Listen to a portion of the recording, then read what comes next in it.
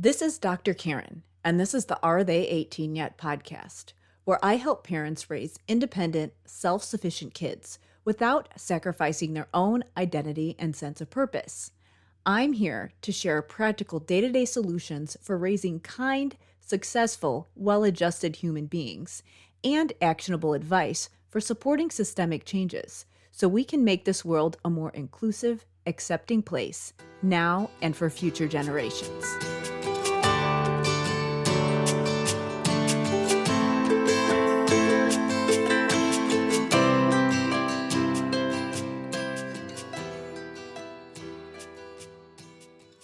Hey everybody, this is Dr. Karen, and welcome to episode 20 of the Are They 18 Yet podcast. In this episode, I am going to share how you can get started on the right foot with all of the school staff that work with your child this school year. As this episode is airing, it is August, which means that your child is either already starting school or getting ready to start school. And those first couple weeks of school can be a big transition for a lot of people, especially after being off for the summer. So I wanted to give you some tips for how you can set the stage to have really good communication with all of the professionals who are working with your child in the school this year. As someone who has worked in the school systems, I spent about 14 years in the schools working as a school speech pathologist, and I also have a child who is in school right now. I've been on both sides of this scenario, both being the professional getting ready for the school year and also being the parent who is getting ready to send my child to school. So I have experienced both ends of the spectrum here.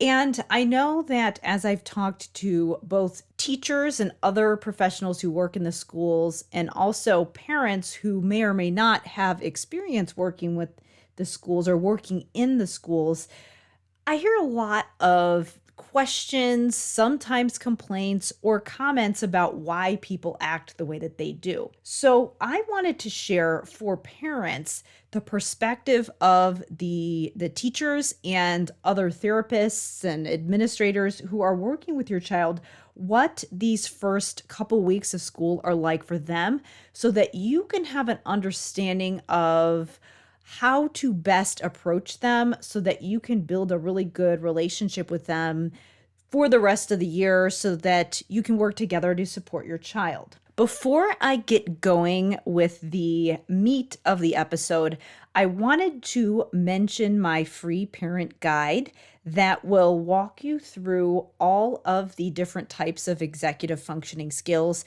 Again, executive functions are the skills that allow you to be productive and organized and get things done and work towards specific goals in your day. So basically, these are the skills that allow you to get things done on time, work towards deadlines, self-monitor, make sure that you're paying attention to key information so that you can essentially get out the door on time and do all of the things that you need to do. Obviously, as your kids are growing up, you know that you might have to support them with these types of independent skills, but you would expect over their school age years from kindergarten all the way through 12th grade that you see progress in these skills. And when you're thinking about the first couple weeks of school, a lot of times some of the things that the teachers are working on with your kids are just some of those organization type skills and helping them get their materials together. And of course, they are working on academic skills, but they're really laying the groundwork for how they're going to get organized, how they're going to manage their work, and things like that, and setting up those routines so that kids are ready to attend and learn. So as a parent, one of the most powerful ways that you can support your child those first couple weeks of school is to really pay attention to those executive functioning skills and organization and be communicating with your child's teachers and other professionals that they work with, therapists and administrators or anyone else that they're interacting with, to really communicate with them about some of those independent skills that they are going to want to see your child build this year. Which, of course, executive functioning is always important, but it is one of the key things that teachers and other educators are really focusing on the first couple weeks of school. So if you haven't yet, I highly recommend that you download my free parent guide that walks through those 8 executive functions so that you can really understand what those skills are and why they're going to be so important for your child at the beginning of the school year and also just as they are growing up and developing. So to grab that parent guide, all you need to do is go to drkarendudek-brannan.com/parent guide, and you'll be able to sign up to get that. You're going to want to check your inbox. It'll get sent to your inbox and you'll be able to download it. And you'll also be added to my email list so that you will be one of the first people to know when doors to my parent training programs are open and also when podcast episodes air.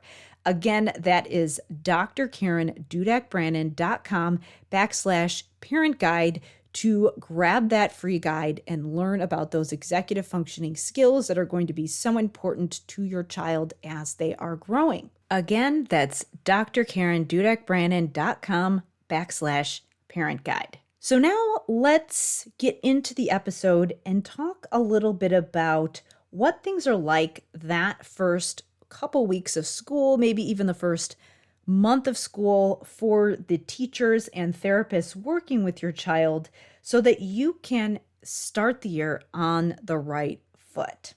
So first, obviously, I am a speech pathologist. I worked in the public schools for 14 years as a school SLP. So I was definitely on the end of having to scramble and try to get ready for the school year those first few weeks. So obviously I was not a teacher, but I worked closely with a lot of teachers. So I can really speak to the SLP's perspective and can give some insight to what teachers are going through.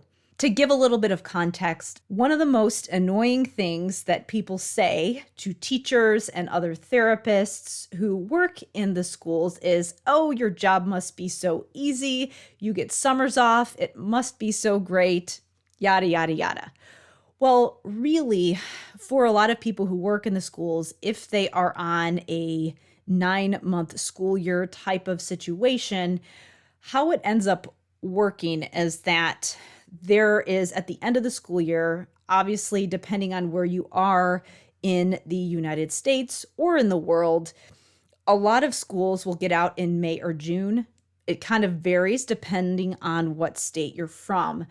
But really, once the kids leave school, the work really isn't finished. A lot of people who work in the schools are so rushed at the end of the year. It's so crazy that a lot of them end up doing a fair amount of work in their rooms to prepare for the next school year throughout the month of June. So really, a lot of people are doing work in June. A lot of times what teachers or SLPs end up doing is that they'll catch up on things like professional development and training, or just getting new materials and things like that to get ready for the next school year. So they do end up working a fair amount in June. Depending on where you're from, some schools may start even as early as late July, early August. Some of them might be more mid-August, September. It really kind of depends where you're from. But again, what ends up happening is that a lot of people who work in the schools do end up as early as they possibly can. They want to get into their classrooms, their offices, and get things set up for the school year. So really, it seems like for a lot of people, like, oh, you have this entire 3 months off. Well, really, the only month that is completely off for a lot of people who work in the schools is July.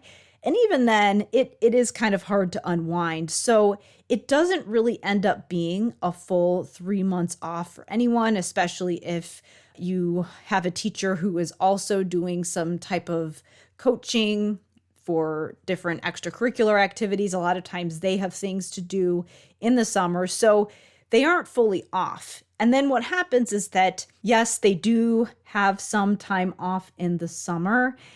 But during the school year, it's so crazy and they can't take any time off. I know that I have a lot of people who they might have some family members who work in the schools, and then they have other family members who might have a different type of job where they can accrue vacation time. And I know that I've been in part of some conversations where it's, hey, we're all going to take a trip in January, or we're all going to get together to go to this destination wedding in February. And it's during a random time when there is not typically a school break.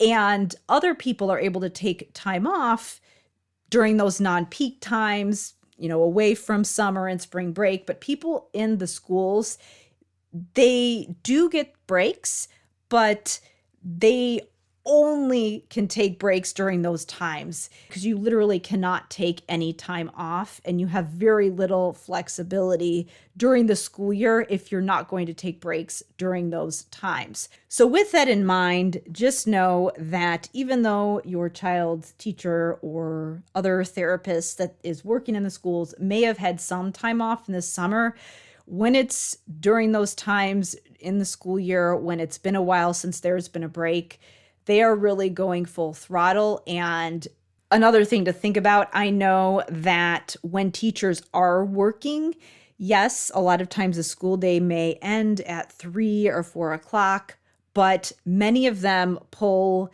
an insane work week. It's 60, 70 hours per week. They're lucky if they can get it down under 50 hours a week because there's so much work. So yes, they might have that time off during the summer, but they end up working a pretty insane schedule the rest of the year. So if you were to compare, let's say, a corporate job to a job in the schools, a lot of times if you tally up the number of hours being worked throughout the year, the teachers and other school professionals end up working way more hours overall. So keep that in mind when you are working with your child's teachers, administrators, and therapists. People who work in the schools, they do what they do because they love it. And a lot of times it can be a thankless job. So if you just remember that when you are approaching the professionals that are working with your child, that can set you up to really approach them in a way that allows you to have a good working relationship. If you can just have some appreciation and respect for what they're doing, that can go a long way. With the first couple weeks of school, they're just getting back into that routine. A lot of them are learning a whole new class of kids, trying to figure out their new caseload if they are a therapist. And so a lot of it is just getting organized and really trying to get their things together. I know that when I was working as a therapist, we would get a lot of pressure from administrators to start our schedule as soon as possible. A lot of times parents would want to know, when are you going to see my child for therapy? When are you going to start working on these skills that my child needs to work on? But then on my end, as a therapist, I would have to go around to all the different teachers that I was working with. I had usually at least 5 to 6 grade levels I would be covering, and then there's several teachers per grade level. So I would have to coordinate with all of those teachers and figure out when I could take their kids for speech. And I would have to figure out when we could do that. And a lot of times when I would go around to teachers, they would be also scrambling to try to put their schedule together because they might have to coordinate with other professionals, other teachers, and figure out what they were doing. And that would take them a week or two to figure out their regular schedules. So then that would push my scheduling back as well. So really those first couple weeks, everybody is just trying to figure out, am I going to be where I need to be when I need to be there? And am I going to be making contact with the kids that I need to be serving the right amount of times? And at the same time, still trying to provide quality services. So there's really a lot of scrambling. And then on top of it, there's all these beginning of the year meetings and things like that. So If you are wanting to contact a teacher during the first weeks of school, if you're wanting to contact your child's therapist during the first couple weeks of school, then I highly recommend that you do that, but also keep in mind that this is probably one of the most stressful times of the year for them. So if you don't hear back from them right away, or if you get kind of a rushed response, then definitely follow up with them and offer some grace there if that is something that happens. With all of that in mind, I wanted to give some additional recommendations for what you should do during those first couple weeks of school, because just because your child's teacher or therapist are busy, they still have a responsibility, a legal obligation to provide the services to your child. So it's definitely not an excuse for them to not provide the services that your child is entitled to. So you do definitely have the right as a parent, and I definitely recommend that you do make contact with them and start that communication right away at the beginning of the school year. So I wanted to share a couple tips for doing that in a way that can acknowledge what they might be going through, but at the same time allow you to be a good advocate for your child, because you certainly want to make sure that if your child has some specific concerns, that you let them know right away. The first thing that you want to do, and this is so obvious that it seems silly to say it, but the first thing that you want to do those first weeks of school, if not the very first week, is just introduce yourself to your child's teacher or teachers. So if you have a child who's in the younger grades, they typically will just have the one teacher, and they might go to some other classes. They might have their specials. If they get therapies, then they'll have their therapies, but they typically get the majority of their core instruction from the same teacher. Now, if you have a child who is late elementary, early secondary, then they are typically starting to switch classes, but they will typically have a homeroom teacher. So you want to figure out who your child's homeroom teacher is and then their case manager. So let me just explain the difference between those two things. So any kid who is in the school system typically has some kind of a home room teacher or a home-based teacher. That is something that is standard in the general education curriculum. Again, if your child is younger, it's their primary classroom teacher that they're assigned to. But if they're in the older grades, then they might have some kind of a homeroom teacher where they might touch base in the morning before they start switching classes. So you want to make sure you know who that teacher is, because that can serve as your first point of contact if you want to figure out your child's schedule and where they are. Because if they do switch classes, then that homeroom teacher is going to be the one that can be someone who can put you in contact with the other teachers that your child is working with. They might have a better understanding of your child's schedule and tell you who they have for what. Now, if your child has some type of specialized services that they get, if they have an individualized education plan, which is if they have special education services, then they will also have an IEP case manager. So that is the person that is their point of contact.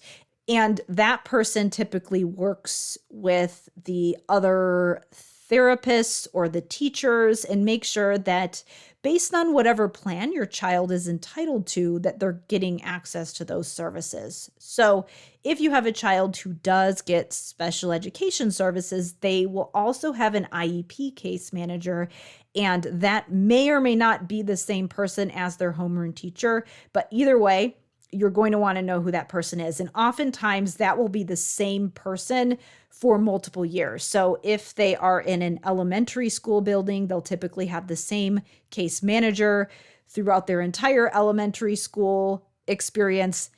That's not always the case, but is often the case. So sometimes that case manager can follow your child across grade levels. It may be the same person who is your child's home base or homeroom teacher, but oftentimes it's someone different. So you want to figure out who that person is, because they're also going to be a good person for you to contact if you have questions about what services your child is getting. And they might not be able to answer all of your questions, but if you call them, they'll probably be able to direct you to somebody who will be able to provide that information for you. So the very first thing that you want to do is make sure that you introduce yourself and contact those two people, the homeroom teacher and the case manager. Now, if your child does not have special education services, you want to make sure that you are communicating with that homeroom teacher. So that's the first thing. Again, just a simple introduction. This could be at parent orientation. You can do this in person if there is some type of in-person orientation. This could be through a simple call or an email, whichever way is the most convenient way for you to communicate with them. So that would be the first thing. The second thing would be you want to figure out the best way that you can contact that particular teacher or professional, whether it be a teacher or a therapist. So when you're introducing yourself to the school staff, you want to figure out the best way that you can get the quickest response from them. A lot of teachers might have some type of system in place where there might be some kind of a message board where you can ask them questions. Some teachers prefer email. Some of them might prefer a phone call or a note, or they might have some type of a homework folder where you can put the note that will get to them. Figure out how that particular teacher likes to communicate so that you can find out the quickest way to get a response from them. Because let's say that you have something that comes up in the middle of the school year and you need to get a message to your child's teacher and you're frantically trying to figure out, okay, do they check their email every day? Should I call them? Should I leave them a note? You want to figure out the best way to do that before you're in some type of an emergency crisis mode, so that if you want to communicate with them and let them know something that's going on or ask them a question, you know how to do that. So figure out their preferred mode of communication and also let them know the best way to reach out to you. I always, when I am mentoring people who work in the schools, I always recommend that they get in contact with their students' parents and figure out the best way that they can reach them. A lot of people have different ways that they like to communicate. So I always recommend that the teachers also adapt to your unique needs. Now, you can't guarantee that somebody else is going to accommodate you. I think that teachers should accommodate you if you ask to be communicated with in a certain way. I think that they should be flexible and respectful of that. So the best way to advocate for yourself is just to let them know if you have some specific needs. Maybe you do not want to be contacted on your work phone. You want to be contacted on your cell phone. Maybe you have a work email that you only want them to use if it is a dire emergency or something like that. But typical communication, you want to be using some other type of email or phone number. Whatever that is, just let them know. Another thing that can be really helpful to let teachers know is if there is a situation where there are parents who are divorced and there is a child who is going back and forth between households, you want to let the teacher know about that and let them know all of the people that they need to communicate with and how to get a hold of you and anyone else that might be taking care of your child. So if there's any kind of unique situation like that, just let your child's teacher know. And again, make sure that you're introducing yourself right away so that they can remember who you are. And know that if you do this the first week of school, you might go up and introduce yourself, and the teacher might have so many different parents interacting with them. You might want to follow up with them a couple weeks later and just touch base and remind them, because a lot of teachers, a lot of therapists have a really good system of being able to keep track of all of this information, but it's just always really nice if you can make it easier for them in any way possible. So sometimes just that follow-up and that reminder can be really helpful if they haven't responded to you right away, or if it's taking them a while. A lot of times it might be just that they're getting totally slammed. It's not that they don't care about helping your child. And usually when that happens, if they don't respond right away, they probably feel really bad about it, and they really appreciate the reminder and the follow-up. So as long as it's done nicely, then many of them will appreciate you following up. A lot of teachers and a lot of therapists just appreciate so much when they have parents who are involved and want to know about ways that they can support what's going on in the classroom and whatever their child is doing in all of their therapies. So they will appreciate that. So the first thing is just the introduction. The second thing is just communicating with them about what's the best way to communicate with them and get a response from them. And then also letting them know what's the best way for you to be able to respond quickly and what's the easiest way to communicate with you. And then any other unique things that you might need to let them know about your child's situation regarding communication. Obviously, the first things were just about basic communication. I know that that is something that doesn't necessarily have anything to do with your child's skills, but if you don't have communication, then obviously you're not going to be able to coordinate and talk to each other about working on specific skills. So that's why the third thing that I would recommend doing is to give your child's teacher and therapists and anyone that's working with them a heads up about anything that they might need to know about your child. Sometimes there might be situations where, again, these teachers, these therapists, they're getting to know their caseload. They're getting to know all the kids that are coming to their classes, and they are really scrambling to try to figure out just, again, basic organization of what are they going to teach when, things like that. But at the same time, they're wanting to get to know their kids and their needs and figure out how to serve all of these students in the best way possible.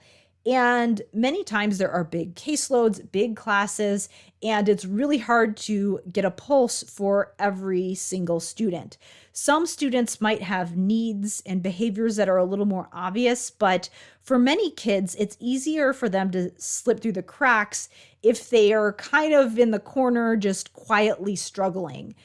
Teachers do their best to figure out what's going on with all of their kids, but it is really challenging those first couple weeks of school to understand the ins and outs of what's going on with all of their students. So the more you can support the teachers and give them a heads up about what your child might need, the better. If you can give them some tips right off the bat about some things to look for, some recommendations and things that have been done in the past, that will be really helpful. Obviously, if your child has an IEP, then they might already be getting a heads up. They might know which students have IEPs, but an IEP is a written document with a bunch of technical jargon on it. It is not a representation of a human being. So a lot of times teachers might get an IEP and they might know what disability diagnoses or medical diagnoses that your child has, but every diagnosis impacts someone differently than another person. So you want to give them a heads up about how it impacts your child, some things that they might want to look out for, anything that you think would be helpful to them, whether it be some common things that your child might struggle with and ways to support them, or just anything that might help them to support your child. If they are someone who tends to kind of slip through the cracks, you don't want to wait for your child to fail. You don't want to wait for the teachers to catch those types of things, because a lot of times it is really difficult for them to work through all of that with all the students that they're working with. So if you can get ahead of things and advocate for your child right away and let those teachers know, then they're already going to have that on their radar. And they're already going to be that much closer to figuring out how to best support your child. Definitely do not wait for someone else to figure it out. Don't wait for the school staff to be the ones to initiate. You can definitely initiate that. Or let's say that you have a child who does not have any specific specialized services. Maybe they don't have an IEP, but you're concerned.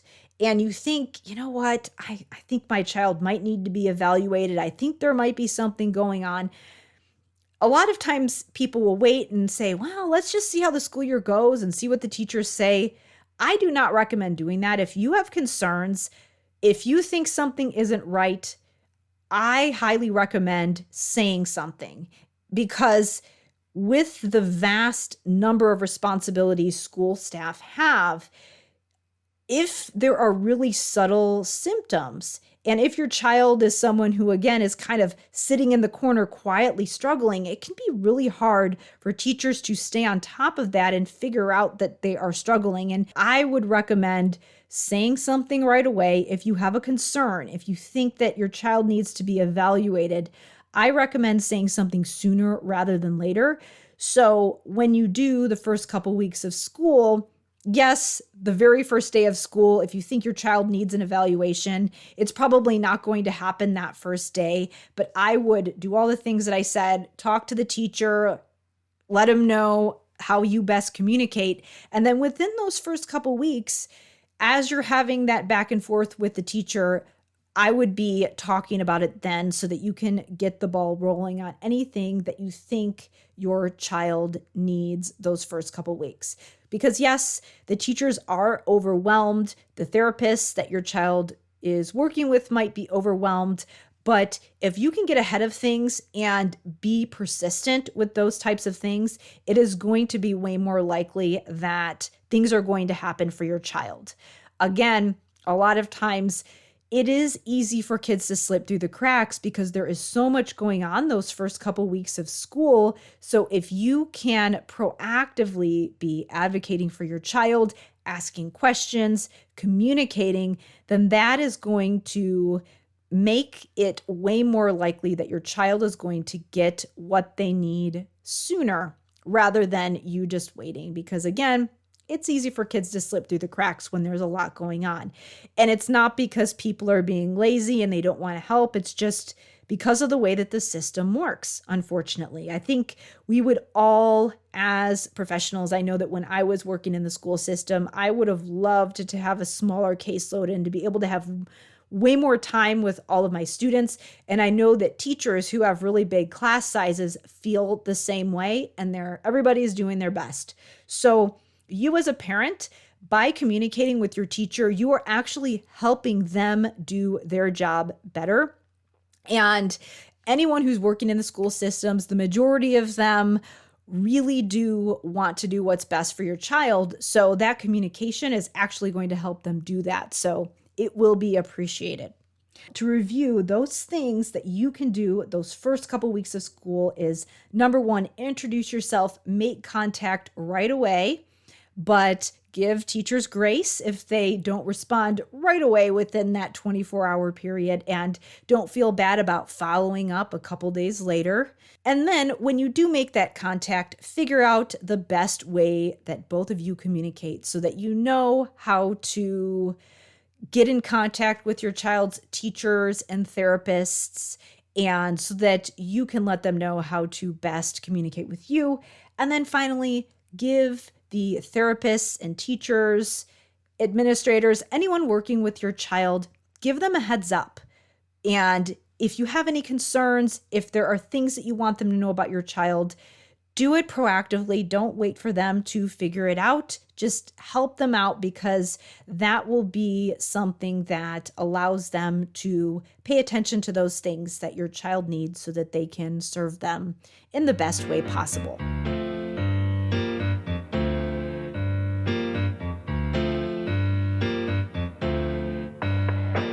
So So this is a good place to wrap up. Thank you so much for listening.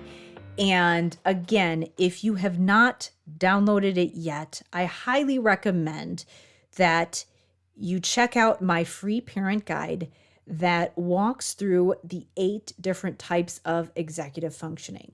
Executive functioning skills are the skills that allow you to be organized and disciplined.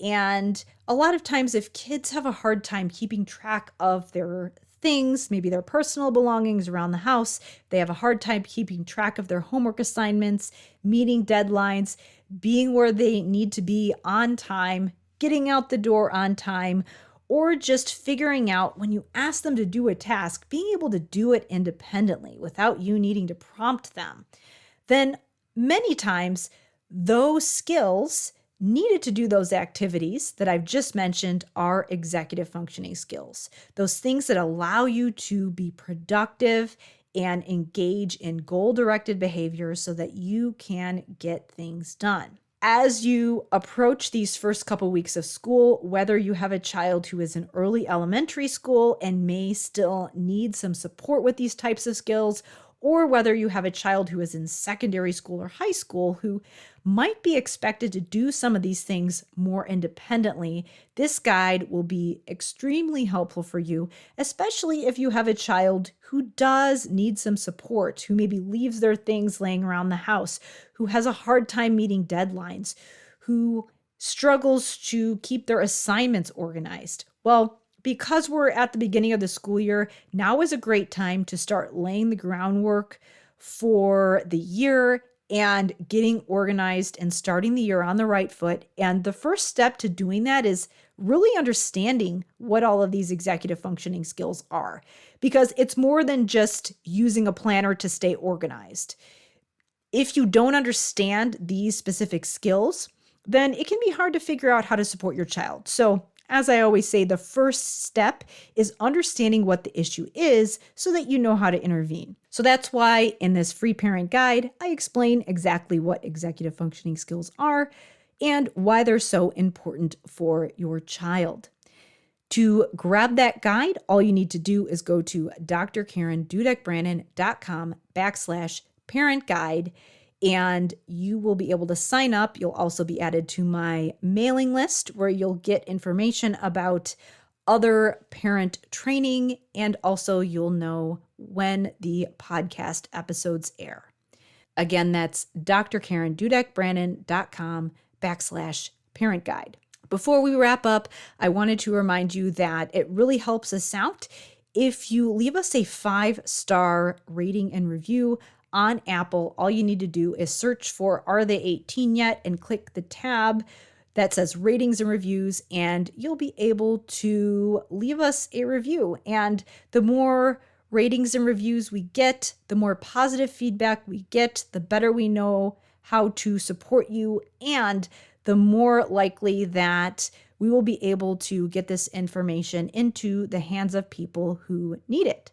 So again, just go to Apple, search for Are They 18 Yet? And leave us a 5-star review. We would appreciate that so much. So now we will wrap this up. Thank you so much for listening, and I will see you in episode 21.